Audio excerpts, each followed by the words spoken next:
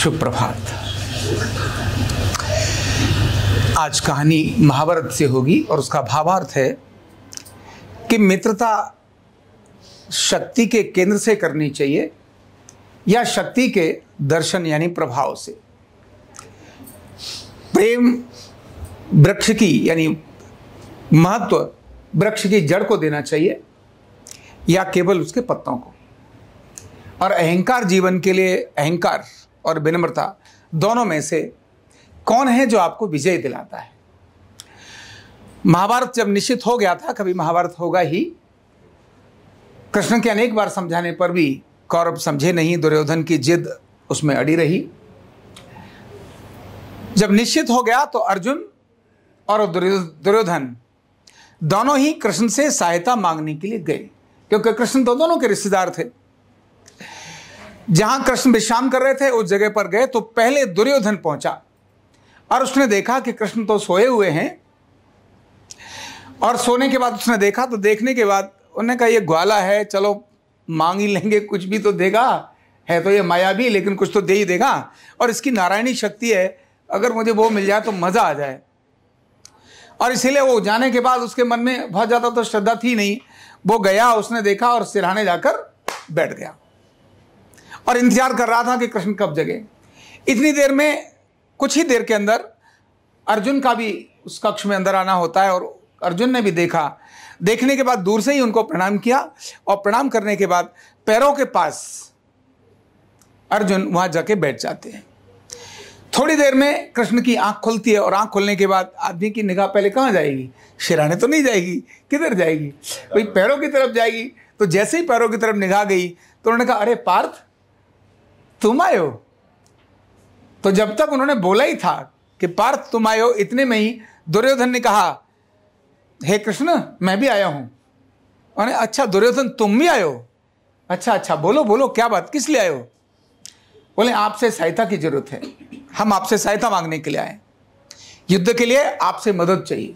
मैंने कहा अच्छा, तो पहले कौन मांगेगा? दुर्योधन ने कहा पहले मैं मांगूंगा, पहले मैं आया हूं।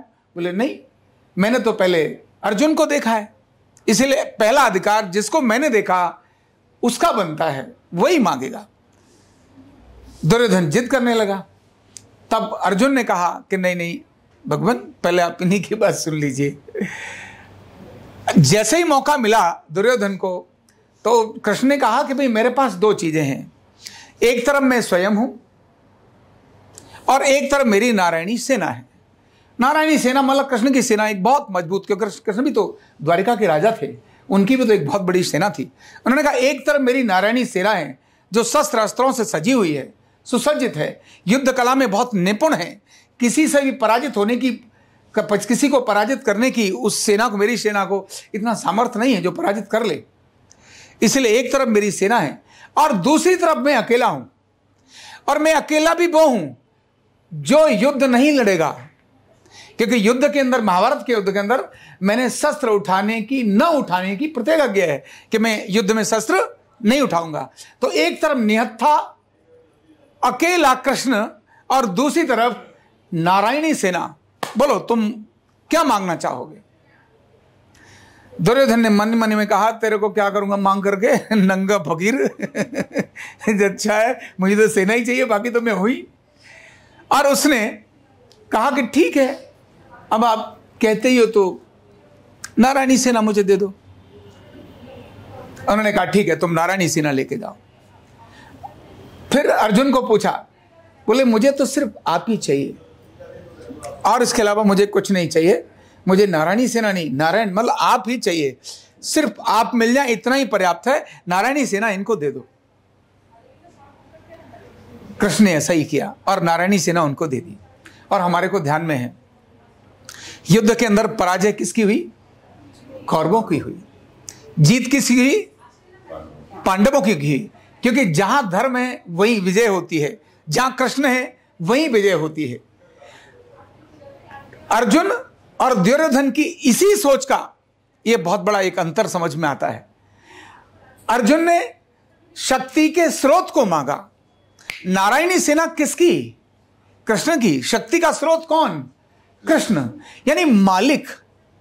एक मालिक को मांग लिया, एक दूसरे मालिक की कुछ संपदा को मांग लिया।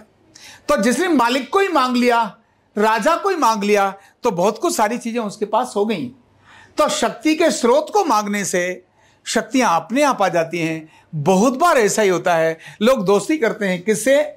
पत्तियों से, जड़ से नहीं करते। बहुत बार दोस्ती करते हैं किससे? जो बाहर से दिखने वाली चीजों को, स्वयं मालिक से, स्वामी से दोस्ती नहीं करते। जब भी स्वामी से और मालिक से द्रोह होगा, नाराजगी होगी, तो वहां कोई बचाने वाला होगा क्या? जो कृष्ण से ही द्रोह करने के लिए चल पड़ा, जो मालिक है, जो स्वामी है, उसी के साथ जो द्रोह करने चल पड़ा, उसको बचाने वाला कौन? और जिसने स्वयं मालिक से, जिसने स्वयं उस पावर से दोस्ती कर ली, तो फिर उसको हराने वाला कौन? इसीलिए पावर भगवान से भी आगे बढ़ के गुरु होता है। तभी कहा है गुरु गोविंद दोऊ मिले, काके लागू पाए। पहले किसको? इसका भावार्थ बेशक अलग होगा, लेकिन फिर भी जो पावरफुल है, जो केंद्र है, जो मेन सेंटर है, उसी के साथ प्रेम और दोस्ती और उसी का सम्मान हमारी जिंदगी में होना चाहिए। जैसे सूर्य किरणों को हम जल चढ़ाएं या सूर्य को जल चढ़ाएं, तो नॉर्मली लोग किरणों के प्रकाश के चक्कर में लगे रहते हैं, हमको रोशनी मिल जाए, हमको रोशनी मिल जाए। अरे भैया, जिसने सूर्य से ही दोस्ती कर ली, तो फिर उसको किरणों की अपने आप ही किरणें मिल जाएंगी। तो अहंकार और विनम्रता, जब आपके अंदर विनम्रता होती है, तब आप जड़ से दोस्ती करते हैं। और जब आपके साथ अहंकार होता है, तो आप केवल बाहरी चीजों से दोस्ती करते हैं। अल्टीमेटली आपकी पराजय ही होती है। बहुत बहुत धन्यवाद।